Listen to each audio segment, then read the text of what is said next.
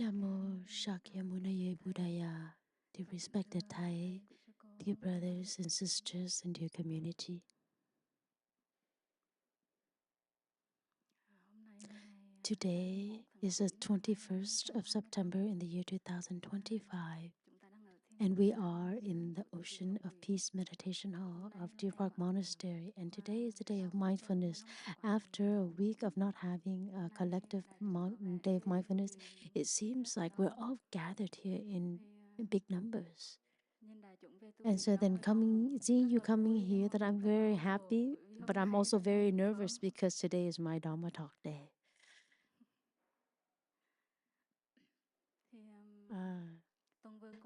Last week, the monastery, we had a monastic retreat, and it was very warm and loving and very nourishing for the monastics. And then the last day of the retreat, it started to rain the whole night, and at that night, the brothers and sisters in the tent all got wet.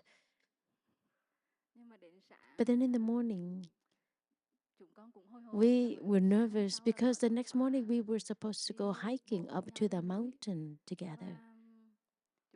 And we were concerned, we were just praying, and we were asking for the heavens and the gods not to rain so that we can have a hike up to the mountain for fun. But it was so fun. But at least 5 o'clock, it stopped raining, and at 5:30, the brothers and sisters packed their breakfast for breakfast. And then we said, because we were so diligent, and we all went to the mountains, and there were about 40 monks and nuns up on the mountains. And that was a great gift that we had offered for each other, not only for the organizing team, but for each other as monastics to be there up until today. And the heavens are still touched by our practice, and then they give us light rain.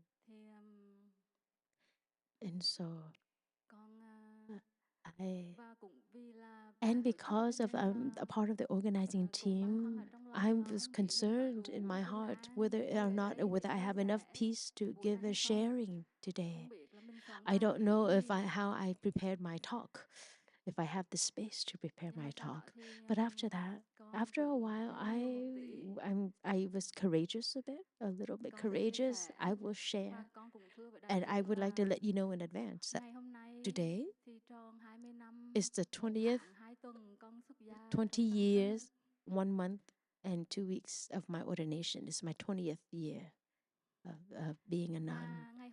And yesterday is the 17th year of my father ordained. So this is a gift that I offered for myself and even offered for my father, who ordained as a monk 17 years ago. And so the brothers and sisters, the sisters around me, what is the first gift? There's so many firsts that this is my first Dharma talk ever in my monastic life.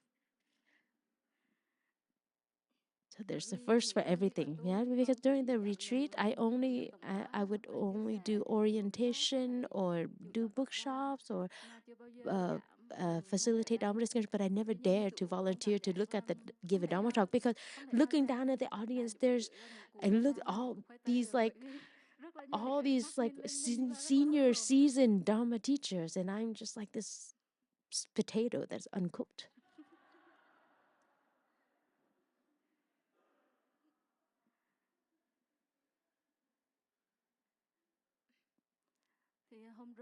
And in the monastic retreats, there was the Dharma discussion and sharing, and I am sharing about.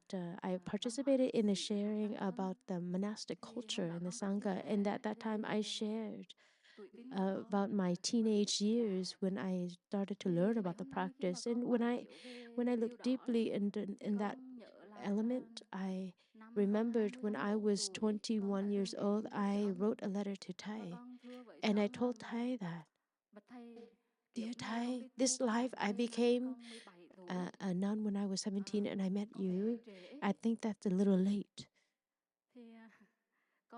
I think that next life, if when you receive, can I meet you when I'm 15 or 16? Is that okay?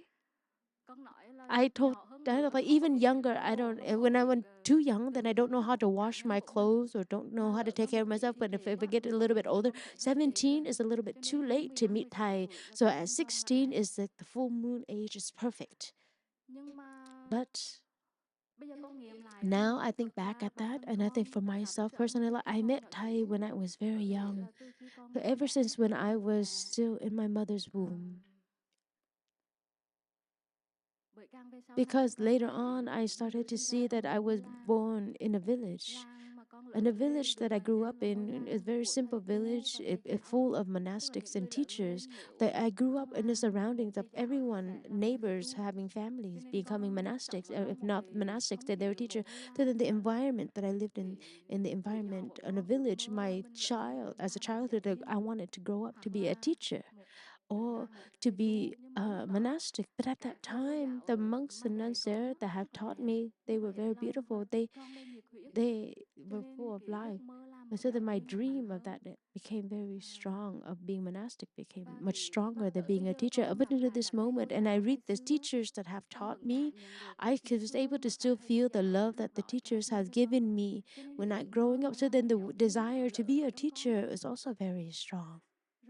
And when I grew up a little bit more, then my mother brought me to the temple, and the abbot of the temple had guided me and taught me. I remember when I was 6, 7, 8 years old, I went to the temple, and I was playing around in the courtyard of the temple, and there's a lot of space at the temple for us to run around and play and to eat good food.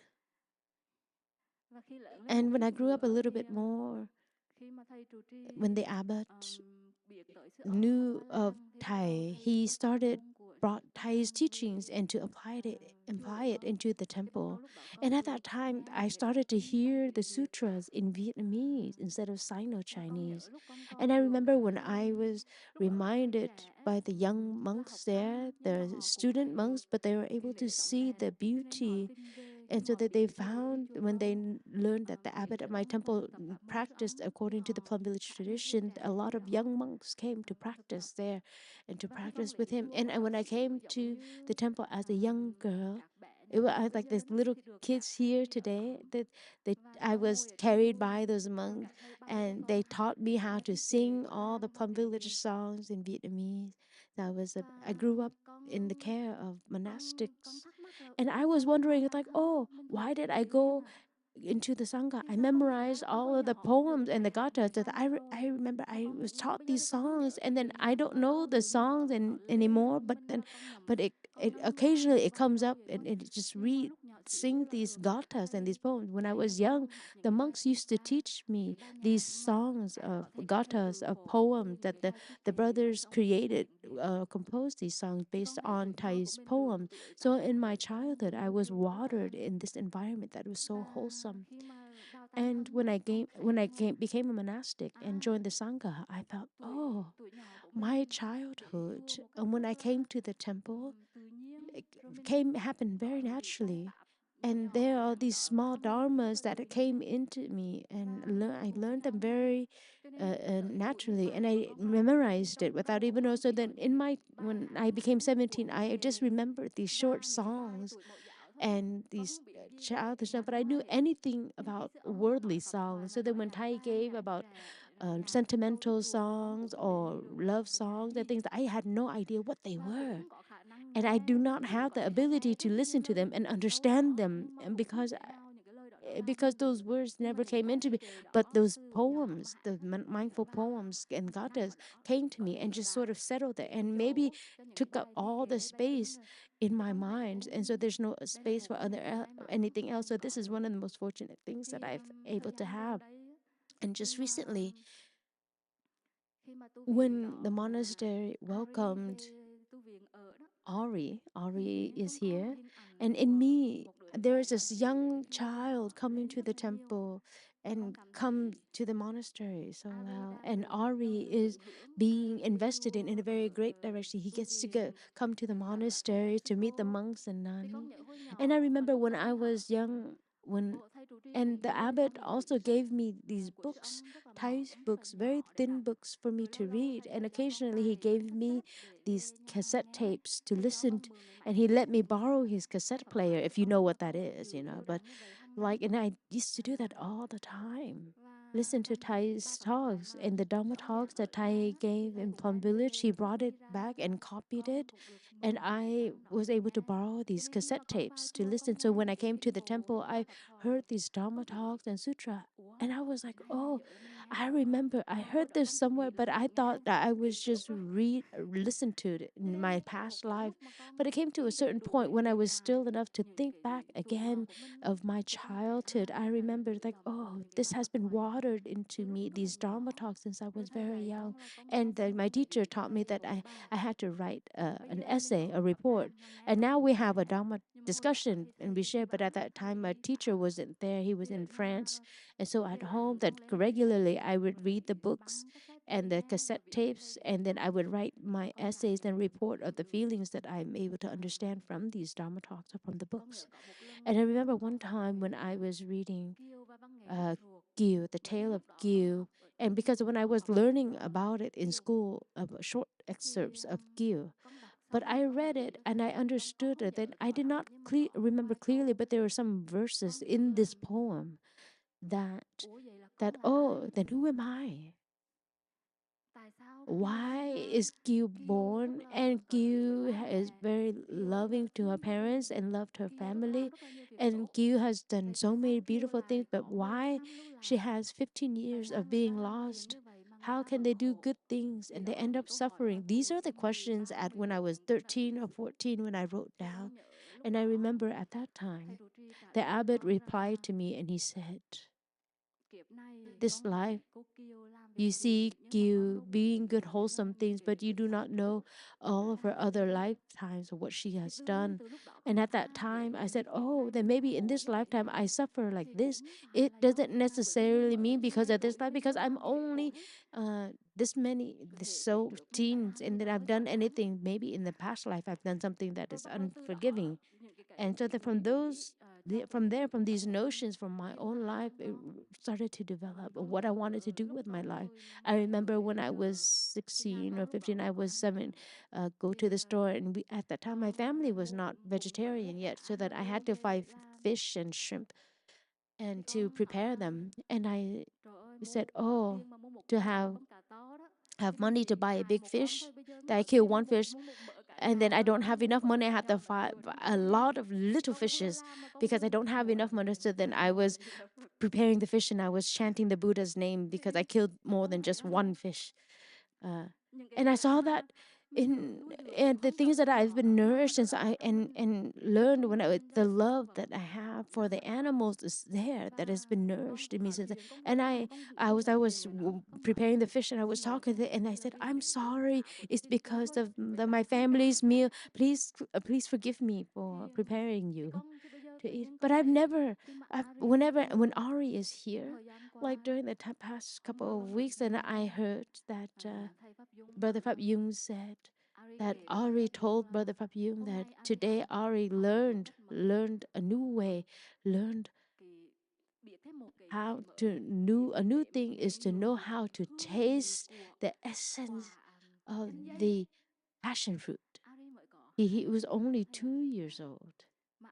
And Ari shared with the glistening eyes and say and enthusiastic enthusiasm. It was like a young person came to share with him, like, I learned something new, that I was able to taste that passion fruit. And I heard this that I was so happy, not happy because he learned of a new flavor, but because he can see this is his home, and to seeing the monks as someone's familiar in him, and then that he can come and share this with the monk. And I thought that any monk or nun in the monastery can be a loving friendship. They come to the temple to learn a song, to know something new and wholesome. And that is the greatest happiness that I have until this moment. Occasionally, I receive a message from parents that have brought their children to the monasteries to read the family retreat, or the Vietnamese retreat, or the retreat for Mother's Day retreat. And there's these a couple that has three children. They're about around the same age, 6, 7, 8 years old, the three of them. And when they came to the temple, they were able to learn a dance of the two promises, the and the movements of the two. And every 2 weeks, and the three of them would stand in front of their parents, and instead of chanting the two promises, they would dance the two promises. And they said, remember, you turn around can you record this to send it to the school, to send it to me? And those are the things that, for personally, when I receive these kind of videos, I'm so happy because these children were able to grow up in love, in the joy of the Sangha, and with monks and nuns. And I saw that when, and anyone, a parent, when they know how to practice, when they have joy in the practice, and they can guide their children to the practice when they are very young, and that is a fortune for the parents, of a favorable condition that you have created for your children. Maybe you may not be able to walk on the long journey with your children for a long time, but that is the foundation, a gift that you can, a treasure, an inheritance that you leave behind for your children.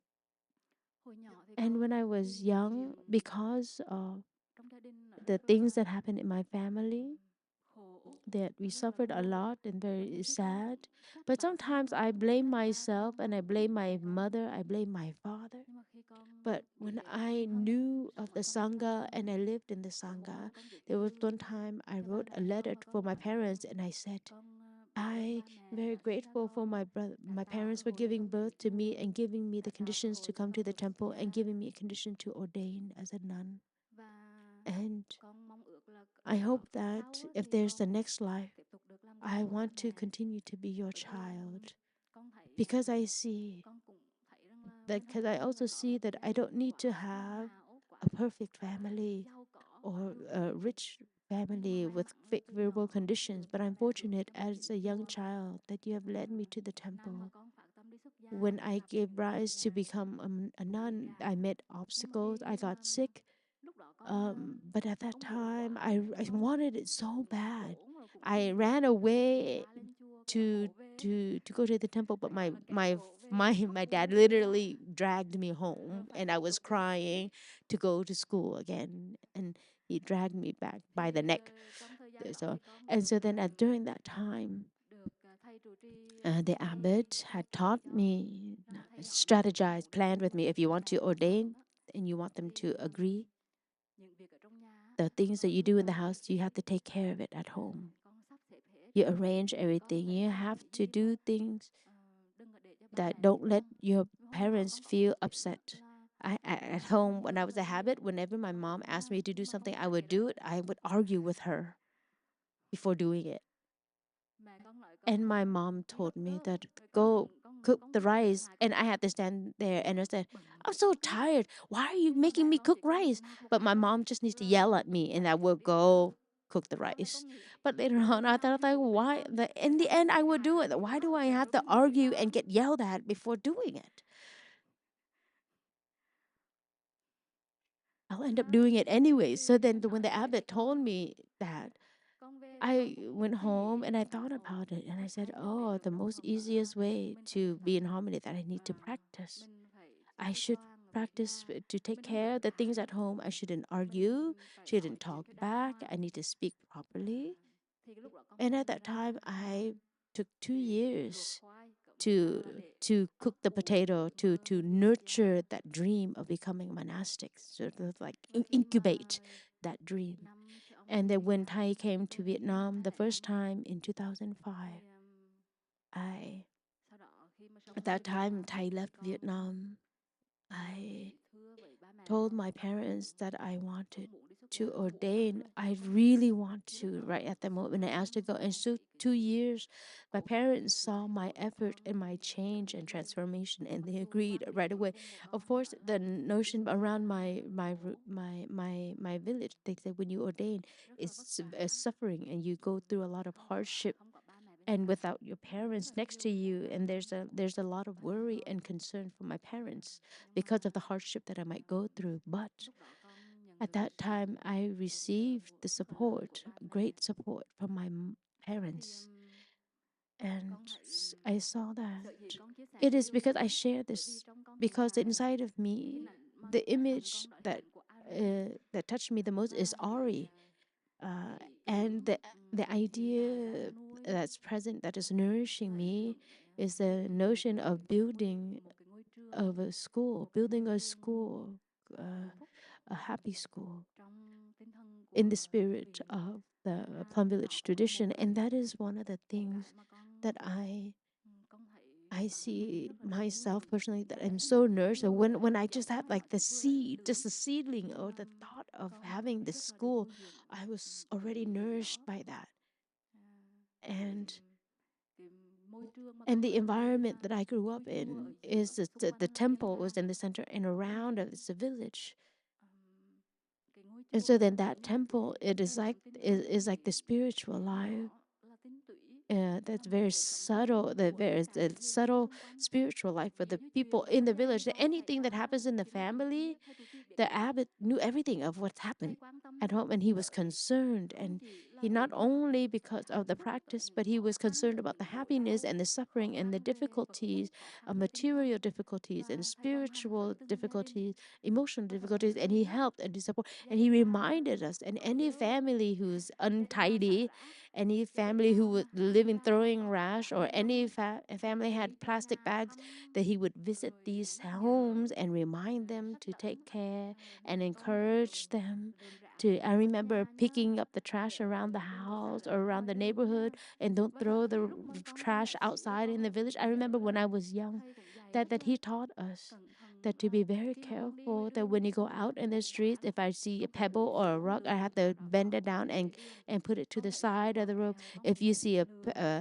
candy wrapper, to put it in your pocket and throw it in the trash at home.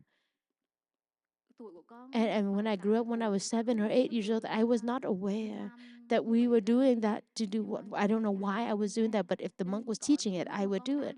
And so when I was riding a bike and I see a stone in the middle of the, I would stop my bike and then go down there and pick up the rock and then put it to the side of the road. But in my mind, I was so happy as a young. I see that, oh, that I am doing what my teacher has taught. And that's all I thought about. But then later on, as I grew up, these seeds of love and compassion, that those acts of love that nourished my compassion and the concern that I have for others, to picking up a pebble or a thorn or a shrub or a branch, it protects not only me, but not only protects my bike, but it also protects anybody else who's driving or riding on that road. And so I remember there was one time I was complaining to the teacher, to my teacher, and I said, I don't know, the neighbors next to me, they don't never sweep their yard, and they sweep it over to my yard. It's the same path, but they only clean in front of their yard. They don't clean the whole path. So that when you sweep on their side too. And that was a very simple thought, but then all of a sudden when I came home and I did that, so that every single time I have free time and I didn't have a class, so then I was sweeping in the front yard instead of the shared path, that I only sweep what is in front of my property, but I would sweep over to their line, and I put it over to my yard, and I cleaned it up. And I've done this for a while, and so when I looked out, and all of a sudden the neighbors were cleaning, and they also cleaned up my path, my road. And I said, oh, when I do something, I just do it. I don't need to demand that they have to do it like me. But it is because of my own generosity, and I just quietly do that, and I was able to transform the people around me. And slowly, I saw that person when they were sweeping over to my house, but they sweep to the other neighbors and to the neighbors on the left and to the right, and they clean up the whole path for all of the neighbors. And I see the environment that we live in, an environment in a village, that we live together and we are concerned for one another and take care of each other for these little things. It nourishes each other very much. And so when I came into the Sangha, maybe the Sangha may not demand that I have expectations that I need to do this for or that for anyone else, but the things that I've been nourished since I was young, being concerned for each other, for brothers and sisters around me, and concerned for their life, or for subtle changes on their faces, or the subtle changes. Even there are times when our sisters take a steps are a little bit heavier than normal, or closing the door a bit strongly, or entering the dining hall and eating. The action is a little bit strong, and you can be sensitive enough to recognize that, oh, there might be something going on with this sister at this moment. And I see that when I am able to live in the community, I am able to learn from that, learn from paying attention and being attentive, and the concern that I have from for others. I remember when I was in Plum Village, France, when I lived there, Sister Gina was still the abbess. And at one time, I had a headache and I couldn't go to sitting meditation in the morning. And Sister Gina, after going to sitting meditation, she came to my room and I was still in bed.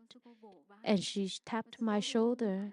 And she's an Irish sister, Dutch sister. She speaks very little Vietnamese. And at that time, I didn't know anything about English. So she asked me, "Chị em," which is younger sister, "how are you today?" In Vietnamese, "Are you not well?" She's asked very slowly, "Do you need anything?" And the concern, these small questions and simple questions, Sister Abbess, for the first time, let me see that, oh, an elder sister that's concerned for me, not because she's like, why didn't you go to sitting meditation this morning? But really came to me and asked me gently, are you not feeling well? Do you need any help? But in order to do that, I had to lose a lot of time. It took me a long time because at home, when I do something wrong, I get in trouble. There's nothing that's heard of that for what reason, why that I did that, and if it's wrong, it's wrong. There's no question about it. So when I went to Vietnam and I was taking care of younger monastics, it was the process that I had to learn, that I grew up every day. It's something that I need to mature in every day. The image of Sister Abbess, Sister Gina in Lower Hamlet, that her came to me and it woke me up and it nourished me up into this moment. But the moment when I became an elder sister to take care of my younger sisters, these aspirants, these novices, at that time I was so young, I was so energetic, and I was so like rigid. And so then when they didn't go to sitting meditation, or they were lazy, or they were these actions where this, I had to pretend that they were pretending to hide. I would stop them right away and interrogate them. Where are you going? Why didn't you go to sitting meditation? Why at this time? That why are you still lying in bed? Then my voice changed completely. It changed. Like at that time, I didn't even recognize it. I was just doing my responsibility as an elder. Then I need to be stern with my sisters. Uh, it wasn't until the times when I had to take care of the aspirants for the third time or the fourth time, the fourth group. The first, second group that probably there is still my mentees, are still there, able to see my sternness and my uptightness. Into the third or fourth group, but I was able to take care of them, really take care of them. I recognized, I said, oh, this sternness, this expectation of perfection, or this uh, need of what is right and what is wrong, it cannot touch others, especially my younger siblings. Even if everything I know, the thing that I thought that they is correct, they need to go on time, they need to go to the schedule, they cannot be slacking. When the bell is invited, you need to sit up. You cannot sit on your bed, lie on your bed.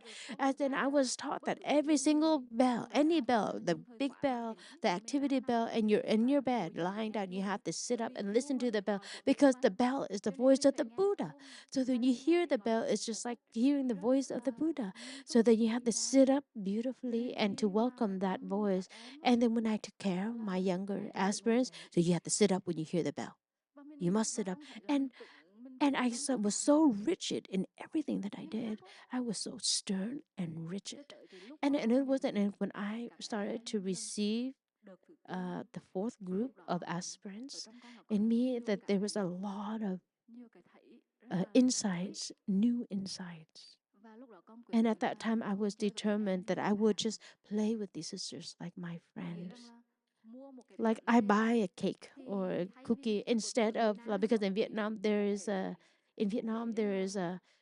thing that if the mentor is like your teacher, a mentor, they respect you as like their teacher. And a cake, they would cut it and they would always separate on a plate for their mentor, and they put it for their Thai, and everything else that they divide with each other, and they would eat, but and share with one another. But when I changed with that, I bought a cake, and this cake, my aspirants loved them so much, but at that they really loved this cake, and and I said, okay, today you do not need to cut it for me. One, two, three, everybody grabs a spoon, and anybody who's quick enough to grab a bite, that you get to eat. And I also hold the spoon.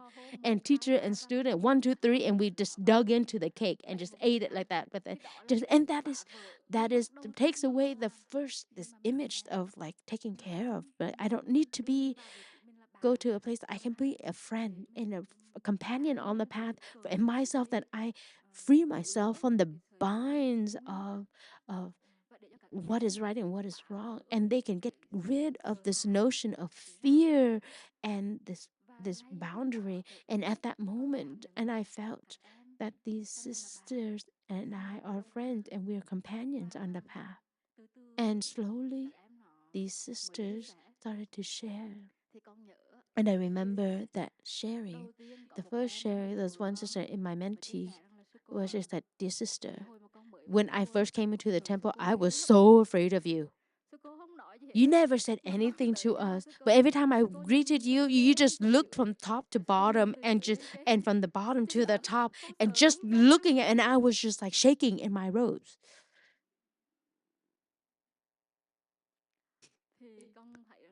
And I felt, oh, sometimes even though I'm not saying anything, but I made other people afraid. So then the second thing that I had to do is my look, my gaze. And it took so long to change my gaze. And and the more I took care of my siblings, the more I felt I started to understand, and I love my elder sisters even more. Because I remember in Prajna there was a sister, and this sister really wanted many times. She had really many times to talk to me. And she's a very senior sister, but I was so afraid of her. Every time I see her, I avoid her. I just like run away. When I see her from afar, I would find a shortcut and just to avoid seeing her. So I don't have to see that sister. So I don't have to see her so she doesn't see me. And I thought that she just, as long as I just need to turn my gaze and pretend I don't see her, then she doesn't see me. So just look different at a different direction. It wasn't until I took care of younger sisters I saw that seed of fear inside of me. But then unintentionally, I made my younger sisters to have that feeling towards me.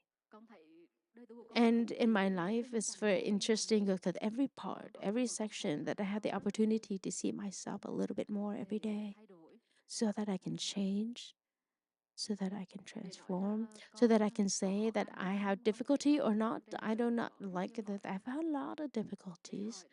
To ask that whether or not I've had have ever felt that I would step down. There was one time I almost stepped down from monastic life. But there were those moments of difficulties, these moments of falling down, and then looking back at myself, I thought that I was still very weak. And it was an opportunity for me to grow up, to mature, to be more stable in my faith. And I cried. I cried so much.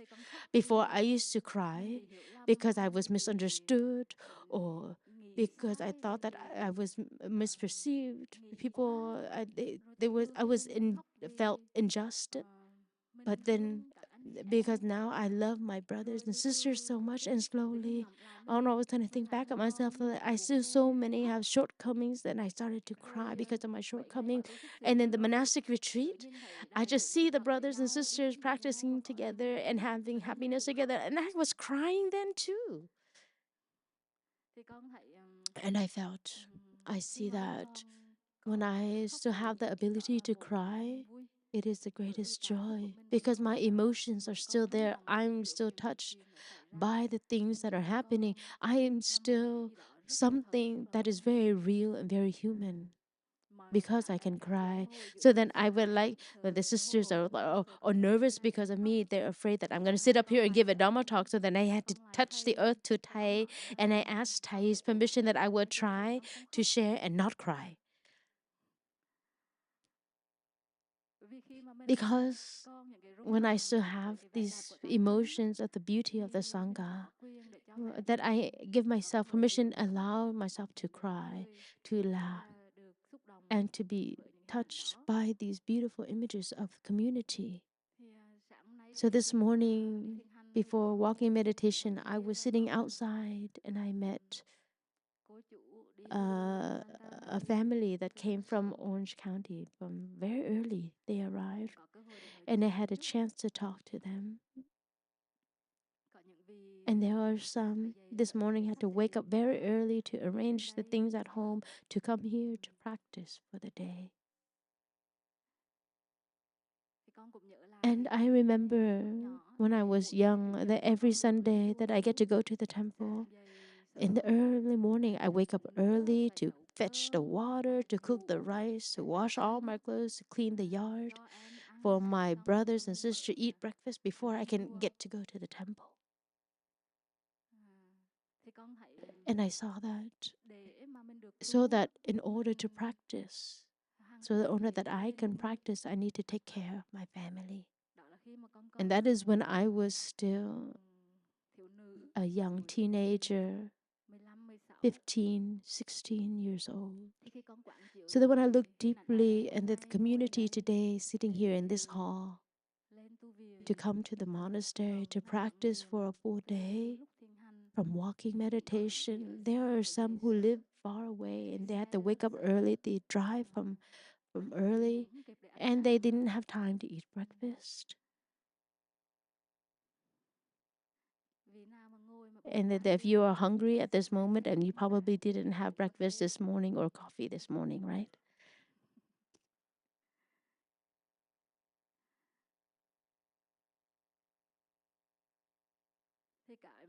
So what I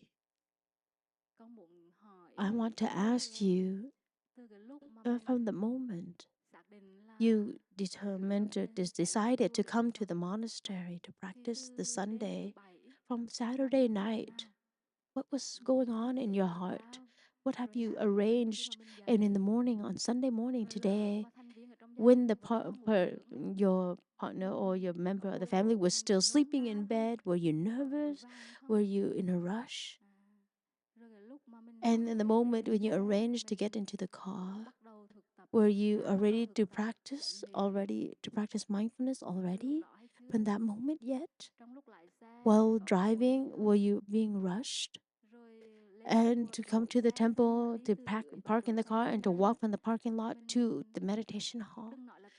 Well, not from the parking lot. When you go towards the gate of Deer Park, when it said this Deer Park Monastery, did you start to see this as your home? Did you feel that you have arrived? And when you walk from the parking lot to the meditation hall, were you able to walk in freedom? The couple said when they went from the gate to turn into the turn left into the gate, they felt happiness already. They felt like, they've come home. I've come home already. And passing through the gate is open for me to come home, and the mountains welcoming me on both sides. As I felt that at home. So each and every one of us can ask, and every time you come to Deer Park, have you felt that you've come home? At this today, this moment, sitting here, have you arrived? Or have you just remembered, like, oh, now it's raining and it's raining like this? I don't know. And the city is raining, or the clothes are dry or wet because we put our clothes on the line in the monastery. Are the windows closed?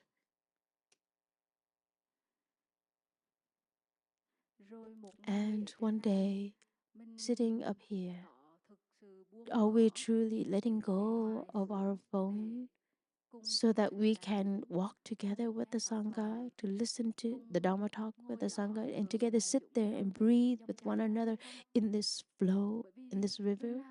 And then whether we already put a Sunday aside to come up here to enjoy the environment of the monastery, to enjoy the energy of the mountains, are we truly enjoying it?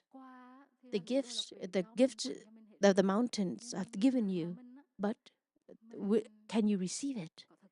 Are you receiving it? A few nights ago, when the Sangha was in the monastic retreat, there was one morning.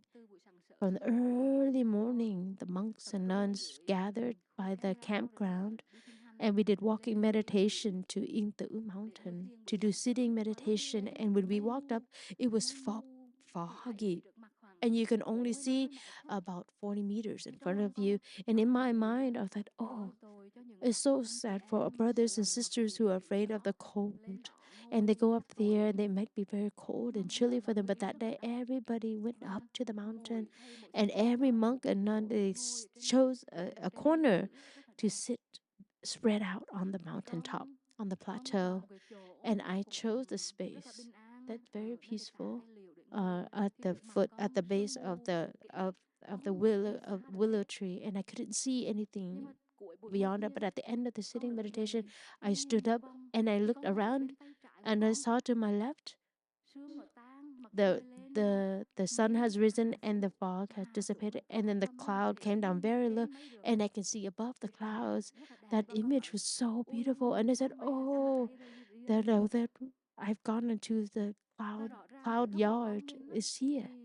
When I looked, the cloud was still around, the fog was there, but on this side, the fog dissipated and the cloud came very low to see beyond. And in the moment when I was able to see that image, that this idea, a poem, a line came up in me very clearly. And I stood there and I saw the community, and I looked deeply and I saw that, oh, there are things that have happened in front of us that is very delusional. It's very delusional, very foggy, and we can't see clearly, and we're uncomfortable about it. And there's nothing is beauty that can be called beauty in front of, but if you just change your glance to the other side, far away over there, there's a very beautiful image. It's something that it reveals itself, and we just need to change our a corner of perspective. Then we could see something completely new.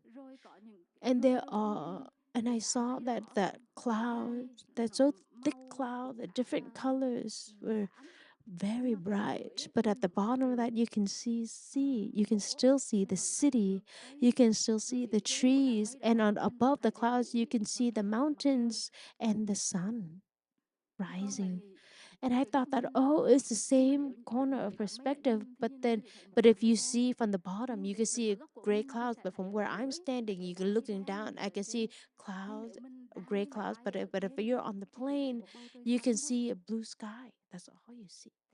And so then at that moment, I said, oh, there are things, so many things that are happening in my monastic life that I do not know how to choose the corner of perspective to see that I've done things that I've had regretted. And so that when I saw those clouds going down low, I felt that, oh, so that means that how can I can be mindful enough to the things that happen that I can, what corner should I stand to have a very clear so that I can see a full perspective, or just want to look from underneath the cloud or above the cloud. Do I, when I look up to see the gray clouds, or do I want to look from a corner but that we can see the clouds are just flowing away from us?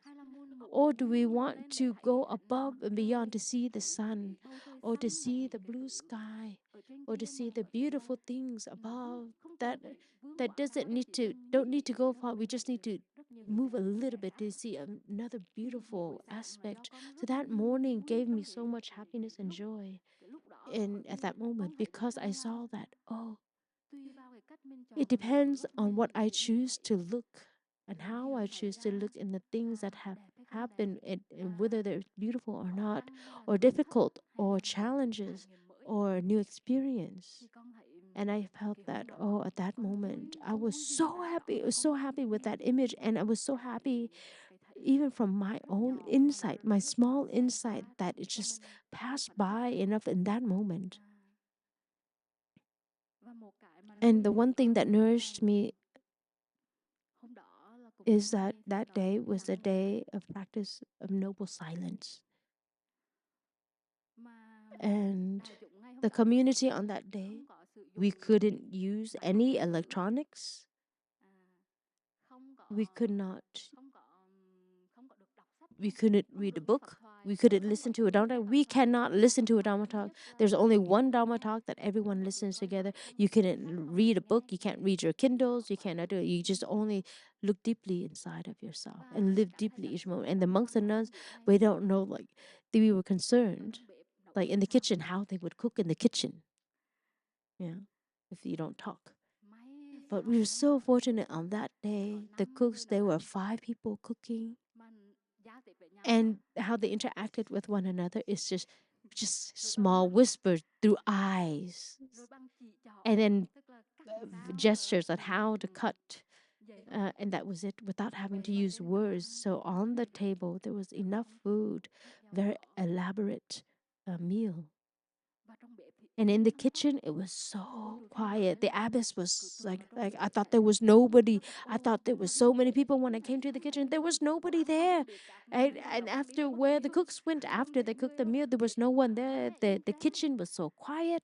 No one was there. And it was a day of noble silence. Even the lay friends, the long terms, they supported us, and they also practiced noble silence that day. And then all of a sudden, that image of that day, it made me very nourished, not only for the cooking team, but all of the cooking teams of all the other days. There were days when there was a great team of they sit at a whole table, about 20 people who came down, 20 something people, and there are some people, some groups, there was a 4 people, but every day was so elaborate. And I felt Deer Park was so wealthy.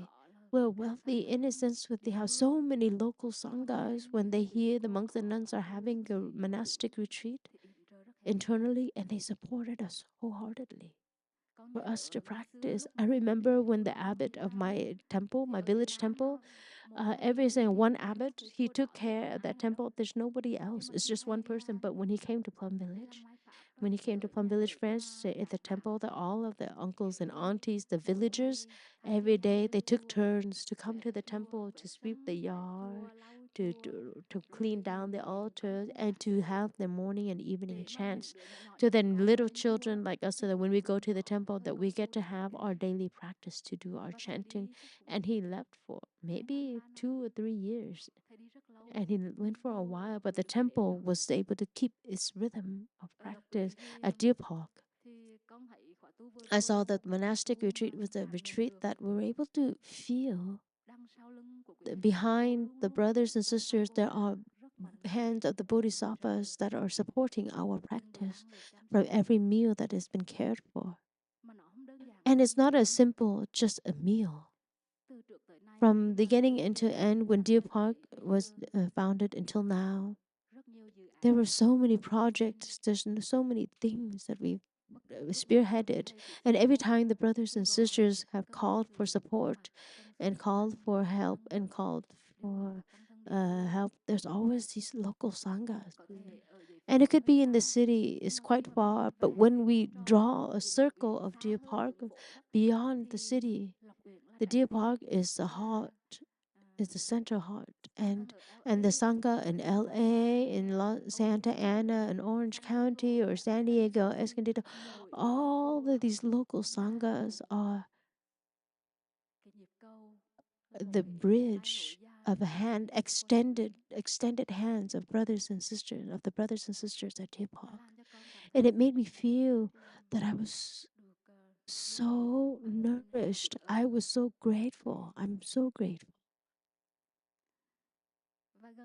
And most recently at Deer Park, at present, the long term lay friends, we have a big number of them in both hamlets. They're together, we have about 15 people who are long term residents at Deer Park, lay friends.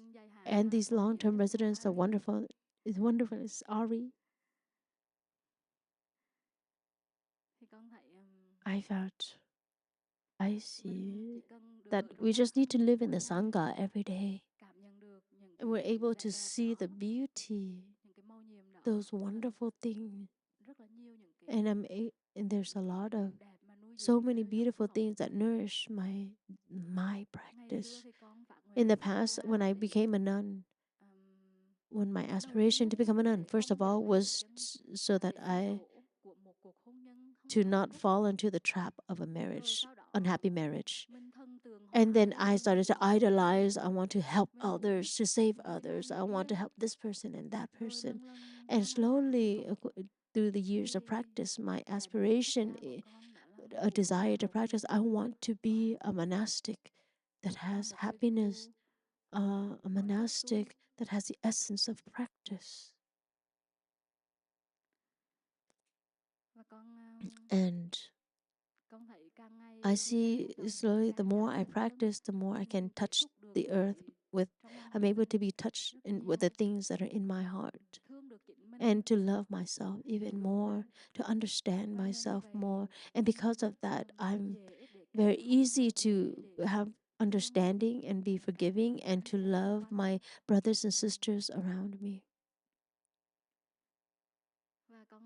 And I'm not advertising this, but I see that it's very fun being a monastic.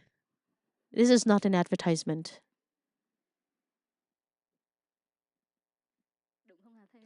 Is it true, Brother Min Ang?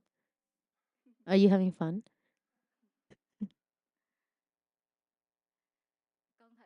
I see that myself. I'm a stubborn young person, very stubborn, hard headed. And when I was Thai's student, and I look around me and I saw my brothers and sisters, all of Thai students, everyone is stubborn.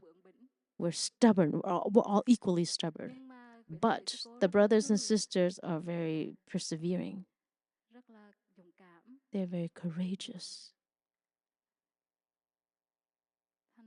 And so there's one of the few things that I give me a lot of energy and motivation, so that my companions walking together on the sangha. When I came to Deer Park was is very strong. There's so many uh, uh, arms that extend out to reach and to support the world. And it is an opportunity for me to see that I became a monastic. The most important thing is to transform myself. And the second thing is to make the world more beautiful. And so then I see my monastic life every day. There's so much depth, so much meaning. And when I ordained, I have never believed and never thought that I will be a role model for anybody in my family at all. But when I became a nun, the first time that the Sangha had allowed me to go home, to go on a retreat, and in the first place that I went on a retreat was at the temple that I grew up in, that village temple. And I thought that it was an opportunity for me to visit my village temple and village home, and that trip was very short. But after that trip, that I was given permission to swing by home for half an hour.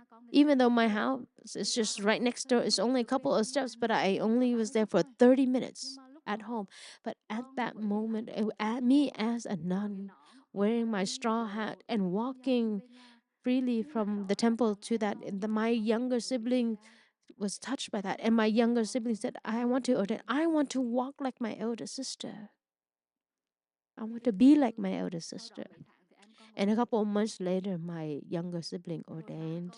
And my dad came to visit me. And then my dad ordained also.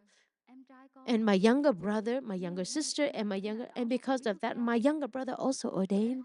And my cousin saw that and ordained, they all ordained. And my niece saw that, also wanted to ordain. And I've never wrote a letter to tell them to ordain. I did not advertise this for them, but it is my practice and my transformation and the joy that I have was able to touch the hearts of the people that I love and inspire them. And so then there are some people that who are fathers and younger children, but then now they are also my brothers and sisters. So then I see that each and every one of us sitting here every day, if we practice and we have joy and happiness, we become the source of joy and aspiration for our family to turn towards the mindful life. And so I would like to wish the community every day to come to a Deer Park is a day of happiness, a day of joy for you, a day of practice to be a companion with the Sangha, as to be a festival with a practice. And every Sunday that you come here is enough for you to nourish you for the month or for the week and your life. I do not know if I have enough time for the brothers and sisters to come up here to sing a song to offer to the Sangha. I would like to end by sharing here. She's looking in the back to see if we have time. I would like to invite the brothers and sisters to enjoy the song Hội Vui, a fun festival, a festival of fun. I was able to do the first thing that I did not cry. I did not cry.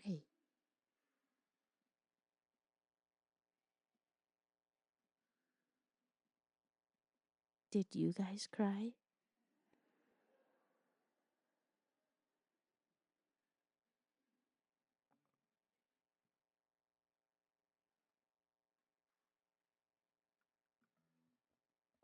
Please enjoy the song. This song is, I think it was composed by one of the brothers, my sisters in Vietnam a long time ago.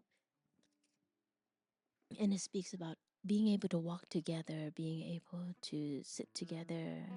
It's a festival of fun, of joy.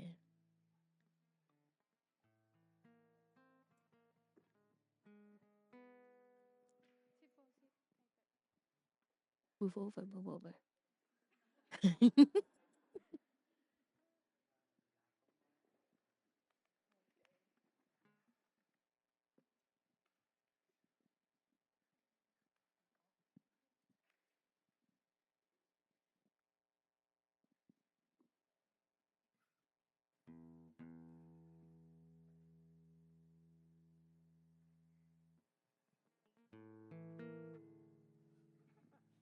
It doesn't sound right. So we would like to invite more monastic brothers and sisters to come here to support us, so that if you know the song or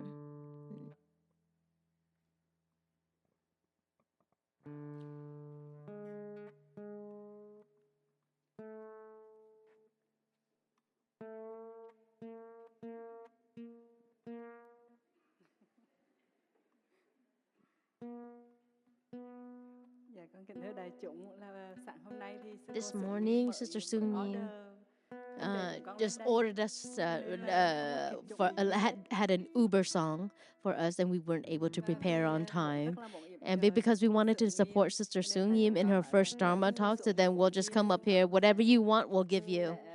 And so we'll support you more than 100%. And we would like to read this over so Sister Nghiem Nghiem can translate this while we wait for tuning. Every day is a festival. From the light in the flowers of spring, every day is a festival. In their footsteps in the green garden, washing clothes is a festival. Walking is like a festival, and every moment is new. Every moment is a visiting, lighting up the light, a new light, the light of deep inside of heart, and we're offering a new smile, a smile that is blooming on our lips. In the past, as a child, today that I've grown up and matured, and the innocence is still in me. The innocence is the festival in every moment. That is the song. Hồi vui kết hoa đèn ngày xuân, ngày nào cũng hồi vui, chân bước trong vườn xanh. Dần áo cũng hồi vui, thiền hành vui như hồi, mỗi giây mỗi mới tin, mỗi giây mỗi đăng truyền. Thắp lên ngọn đèn mới, ngọn đèn sáng trong tim, hiến dâng nụ cười mới, nụ cười sáng trên môi. Ngày xưa em bé thơ ngây, giờ đây đã lớn khôn, hồn nhiên vẫn trong em, hồn nhiên mỗi phút giây. Ngày xưa em bé thơ ngây, giờ đây đã lớn khôn, hồn nhiên vẫn trong em, hội vui mỗi phút giây. Mới đây chụp hạt theo. Ngày nào cũng hồi vui, kết hoa đèn ngày xuân, ngày nào cũng hồi vui, chân bước trong vườn xanh. Rằng áo cũng hồi vui, thiền hành vui như hồi, mỗi giây mỗi mới tin, mỗi giây mỗi đăng truyền. Thắp lên ngọn đèn mới, ngọn đèn sáng trong tim, hiến dâng nụ cười mới, nụ cười nở trên môi. Ngày xưa em bé thơ ngây, giờ đây đã lớn khôn, hồn nhiên vẫn trong em, hồn nhiên mỗi phút giây. Ngày xưa